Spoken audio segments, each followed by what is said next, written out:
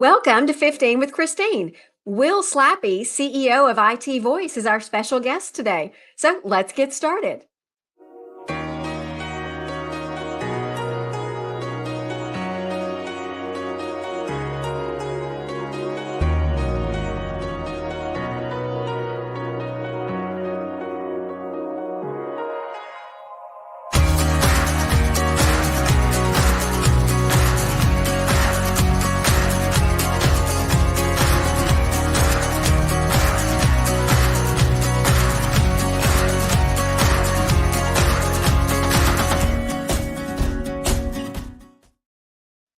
On 15 with Christine, we talk about all things business growth. But before we dive in, I want to let you know where you can find the broadcast. I'll come to you live on LinkedIn, Facebook, YouTube. Hit the subscribe button and you won't miss an episode. My goal with 15 with Christine is to introduce you to people who can help you grow your business and help you grow your career. And today we're talking to Will Slappey, who may be able to help people do both. Will, welcome back. Thanks for coming back on. Thanks, Christine. It's great to be here again. A lot has changed, I think, even since the last time you joined 15 with Christine. But the first question I wanted to ask you, Will, is, when I met you, which was probably around 3 years ago, at that time, IT Voice was Slappey Communications, probably had around 20 employees. And then fast forward to today, I think you are over 200 employees. You have a presence in 14 states and counting.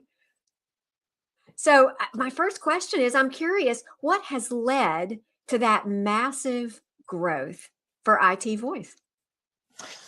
Yeah.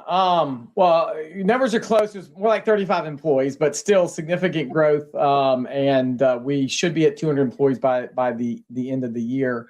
A lot of that growth has come through acquisition. And so as we, wanted to begin that growth process, we've done a lot organically to grow, but also, hey, there's the trouble with growing organically is that you always have like this chicken and egg problem. Like, okay, we need the people to support the customer. We also need to find the customer. And so acquisition kind of lets you cheat a little bit because you can basically get the customer and the people supporting them at the same time and then bridge it together and get the efficiencies that you want to get. So it's kind of a way to cheat and get there a little bit faster than trying to do it all organically. Sure. And would you say, I like the way you said efficient, because there's still very much a process, whether you're growing organically or via acquisition. Would you agree? Absolutely. And there's a lot of similarities between the two. We actually even found, like, for example, in some of the early acquisitions, we weren't really onboarding them as much as we needed to. And then at some point in the process, somebody said, we should onboard employees through acquisitions the same way, onboard a normal employee. And so, we've changed some of that, over time as we've, learned through a lot of mistakes. Well, if we take a look at maybe the 30,000 foot view, when you started this journey of, fast growth, through acquisition, through organic growth, what vision did you have? How would you describe that vision that you saw for the future? Yeah, so there's a couple of things that came from that. So, my father founded our company almost 40 years ago. And as, I'd grown up in the company and then took over about 7 years running things. And so there was a little bit for me of just wanting to take the business to the next level and wanted the challenge of doing something, bigger. And so that was kind of the original kind of thought, if you will, is like, hey, let's do something. And for me, in my personality, different from my father, I've always really loved leveraging things. And so hey, look, if you can get a process and nail it down and be really good, and you can do it 1,000,000 times, how much more efficiency can you get from that versus only doing a few times? So that was kind of the underpinnings from it.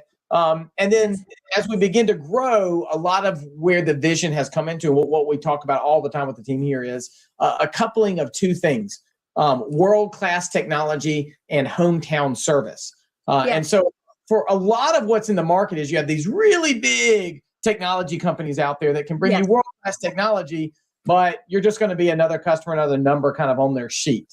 And then the other end of the spectrum, you have some of those smaller companies who have really great hometown service, but do you want a group of 5 to 10 people be managing your cybersecurity, for example? That's, they don't necessarily have, and nothing against those companies, but it's hard to have the qualified experts on your team to really be able to handle all of a business's, technology. And so we really are narrowing in on that part in the middle, where we're not some massive company that's so large that we can't relate to our customers.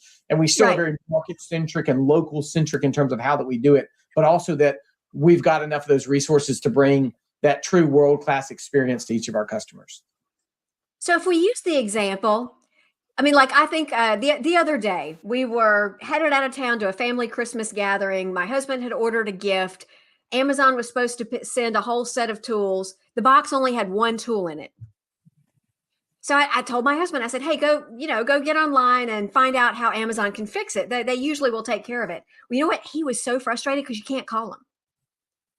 All you can do is message and chat with them. And, we got it fixed. But man, he was angry when he found out you can't even talk to someone. So is that what you're talking about? Like if you're with one of those really big companies, like you can't even talk to someone real to solve your problem. Or your other option is, maybe someone whose office is down the street from you or someone you've known for 20 years, but they have 6 people on their team and they're great people, but their breadth of resources is not the same. Is that the analogy? Yeah, I think that's right on. And some of the bigger companies in our industry, you can call them. Sure. But you're on 800 number. How long does it take you to actually get to somebody, and they're transferring you around? And, it's just a whole different experience. When our customers call me, I look at this stat every week, and right now we're averaging like 11 seconds from when customers call us to now they are on the phone talking to somebody. And to your point, we have all those experts. If you need a SQL expert, if you need a VMware expert, if you need a private cloud expert, a public cloud expert, Office 365, whatever it might be, that we've got people who all they do is just backups. All they do is just firewalls. All they do is just a UCaaS solution. So we've got people that specialize in every area that now we're able to provide to our customers. And more than, like when we were smaller, we had a lot of people wearing a lot of different hats, and they did a good job with that. But sometimes when you really need that person that's the expert, now we're having to fumble through that. When we were smaller, now it's like, hey, we've got all of that, on our local staff. Ready to go. Even when you look at the world of cybersecurity, has it changed even in the past 3 years as far as what the expertise you need to bring to your clients so that they fully understand the risk and their mitigation plan?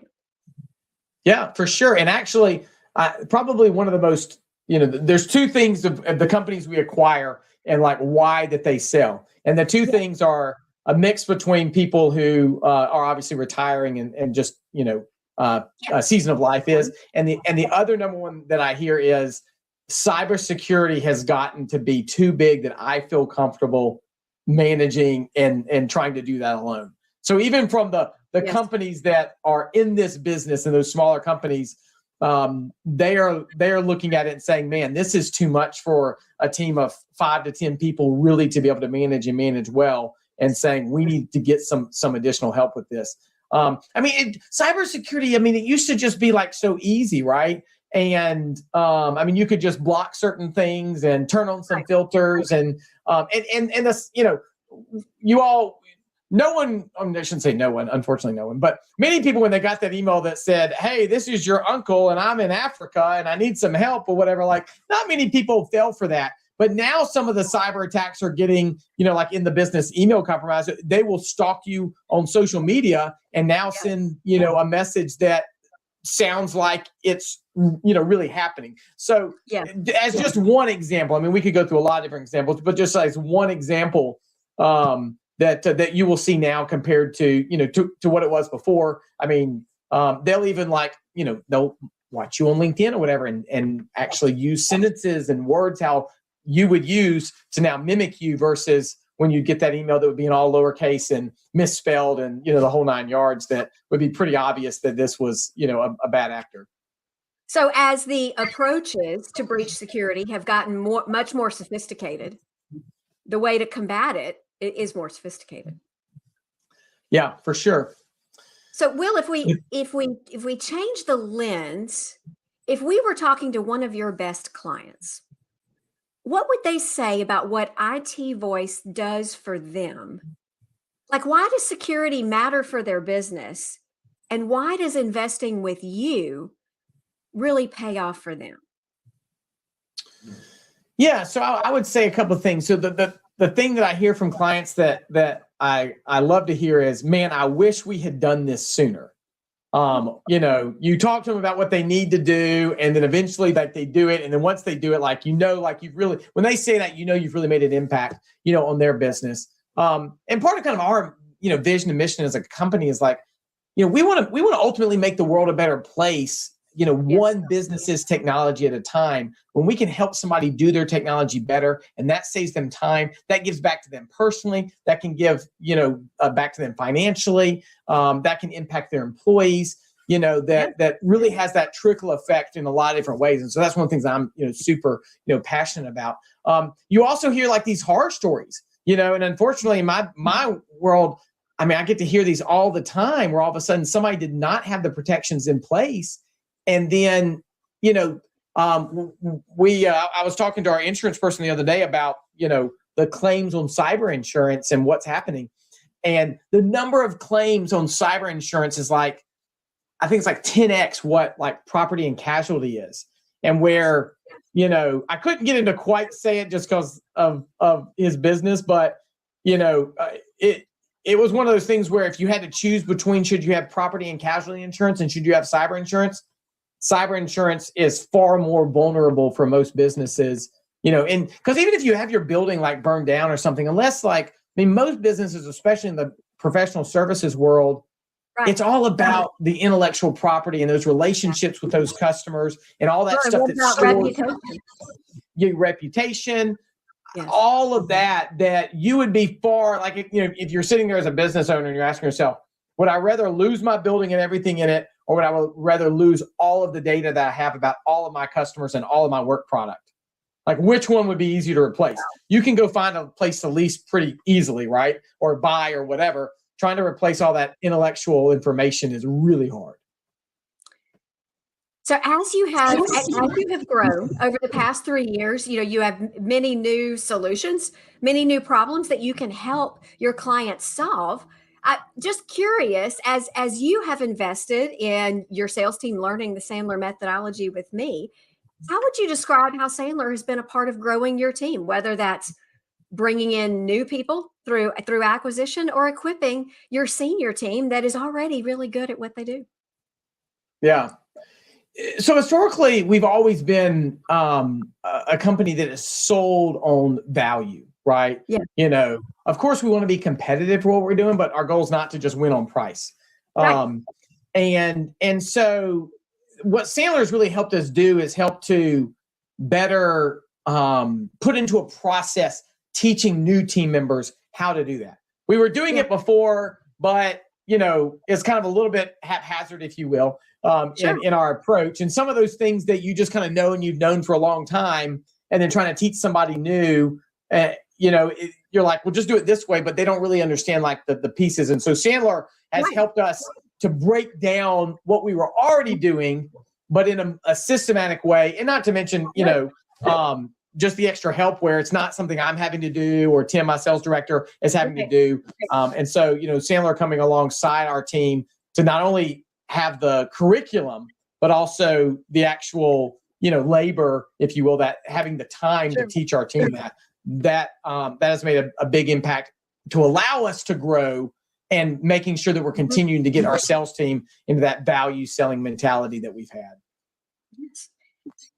And this brings us to, what type of opportunities are there today at IT Voice? And as I've worked with some of your new people, I know for them, the opportunity to learn Sandler, the opportunity to have a structured approach to the sales process was valuable to them. But how would you characterize that? And then how would you share to anyone listening who might be looking for their next opportunity? Why should they look at IT Voice? Yeah. So I felt like I knew a lot about sales, but there's always more to learn. And even like some of the things that maybe I was doing just because I just happened upon it or just maybe intuitively knew it, Sandler's really Yes. helped me to articulate, oh, hey, that's why that's working, and then better, replicate it. Because I've used it not just in sales, but with recruiting or employee. I mean, ultimately, the Sandler process is about how to communicate and work with other people in a You're productive right. fashion. And that can be in sales, but it can also be internal. I mean, it's probably even helped me in my marriage some too. So, all those different facets of life that's super helpful for. In terms of opportunities with IT Voice, on our website, there's a careers page and somebody can see those opportunities. But if somebody out there is listening is like, hey, I love what I hear, at IT Voice, and I don't see the specific job available, there's an opportunity for people to just apply anyway. We're always looking for great people. And so if somebody fits into, if somebody is a really good fit for us, whether we have the position or not, we've hired a lot of people without a position. So if somebody's really excited about us and thinks that they make a good team member for us, then, you can shoot us a message and we'd love to talk to you. Love that approach, Will. And if you'd like to learn more about IT Voice, you can go to www.itvoice.com. But encourage you, if you're on LinkedIn, definitely follow Will Slappey. It's at www.linkedin.com/in/Will Slappey. Will posts great content about leadership, about developing yourself. He also shares new opportunities at IT Voice. Will, thanks so much for coming on. Appreciate the conversation. I can tell you guys that Will is developing a fantastic team. And if you're interested in finding out about those opportunities at IT Voice, definitely check them out. I will be back in 2 weeks for another conversation on 15 with Christine. Until then.